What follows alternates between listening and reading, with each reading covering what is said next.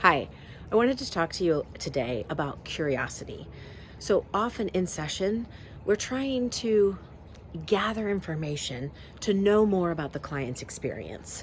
We never want to assume that we do know, and we don't want to move to fixing. Our job as a therapist is not to fix people. Our job is to hold space for people, give good empathy, and give curiosity so they can actually find the patterns in their own life and draw them to the conclusions of help that would be best for them. So, curiosity is our tool.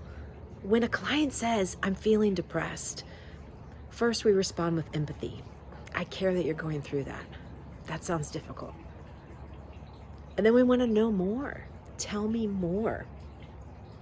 Then we really want to use a couple of curious questions to find out that more information. So we may want to use onset. When did this start? So a great question would be, when did you start feeling depressed? Then we want to know about duration. How long have you felt depressed?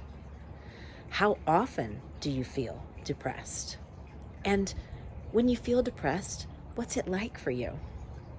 And we might use questions like 0 to 10. On 0 being you don't really want to get out of bed, 10 being the best day you've ever had, where are you at today? And they may say, I'm at a 5 today. Okay, great. Was there ever a time when you were at a 1 or a 2?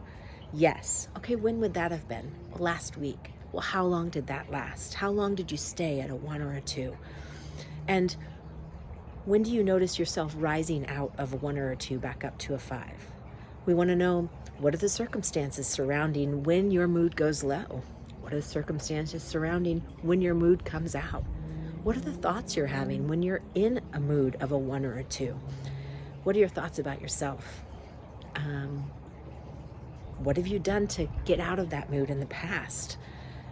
Maybe we want to know the very first time it ever happened, which is onset. And if they say it happened at 16, we want to know, was there anything that happened right before that? Was there a breakup or a loss in your family?